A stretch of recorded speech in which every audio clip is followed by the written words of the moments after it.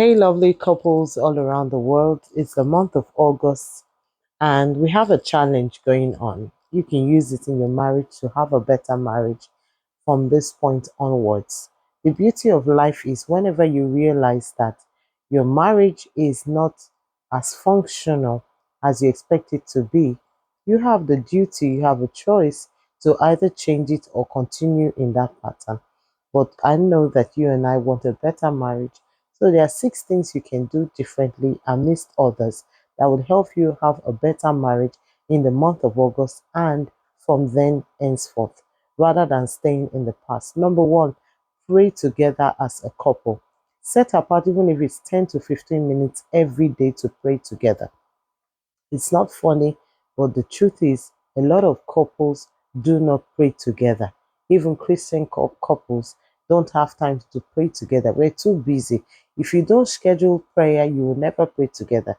You'll find out that you're just praying apart, or you only pray on Sundays or when other people are praying. And of course, that's not good enough for the health of your marriage and the health of your family. So schedule 10 to 15 minutes every day for prayer. Maybe it's in the evening, whether it's in the morning, whatever time works for the both of you. Schedule it and pray. Cover your finances in the blood. Cover your children. Cover yourselves. The enemy is roaring around, moving around like a wounded lion, looking for somebody to devour. So if you cover your family in prayer, you find out that God is always in the midst of it, and the Lord gives you discernment as you go. Number two, appreciate more than you complain. Some of us have this attitude of complaining at everything, about everything. At the slightest provocation, we complain. Some of us bring in problems from years ago and model everything up that we don't even see the blessings. We don't see the things that our spouses are doing better. We don't acknowledge it. We don't appreciate it. Maybe you appreciate for 2 minutes and you spend 15 minutes complaining. That's not good enough. You want to have a better marriage in the month of August. Please be a person that appreciates more than complain. Appreciate your spouse for every step that they take, everything they do better. Make up your mind to appreciate them. Acknowledge what they're doing right. Stop talking about the wrong things. Even the things you claim you are forgiving them for, you still bring it. Even your joyous or joyful moments, you bring in the pain again and ruin everything. Don't do that in the month of August.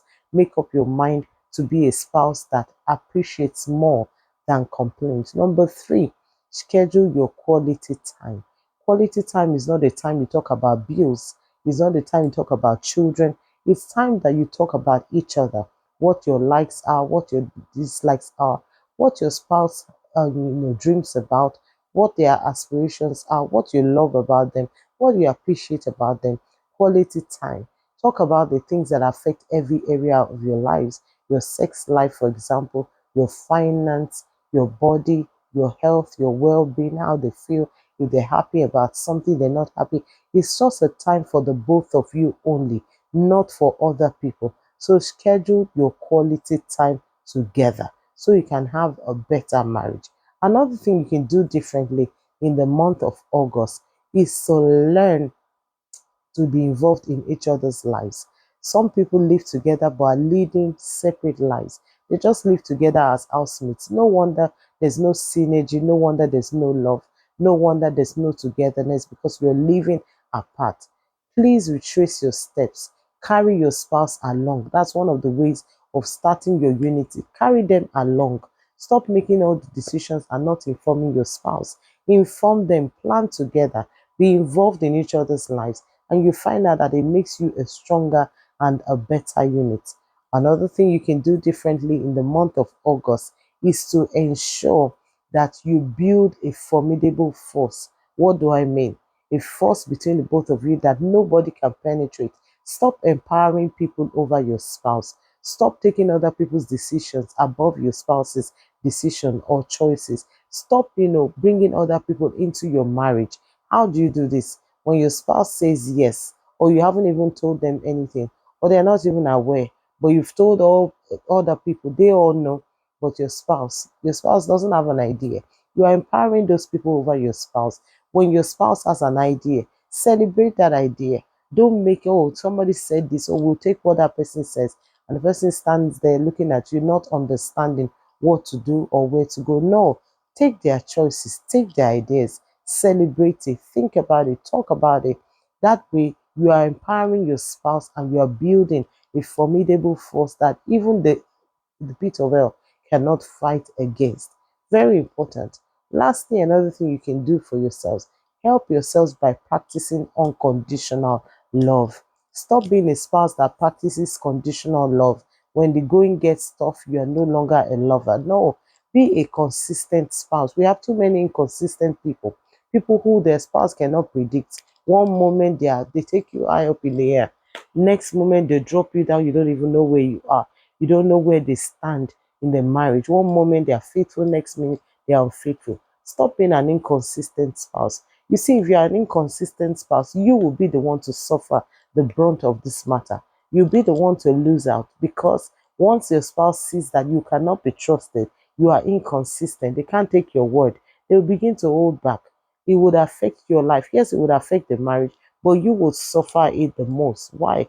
Because you have shown yourself time and time that you are not dependable. Every man and every good woman or every good man out there wants a spouse that is equally as good. Someone whose yes is a yes, someone whose no is a no, someone they can trust, someone they can rely on, somebody who is dependable.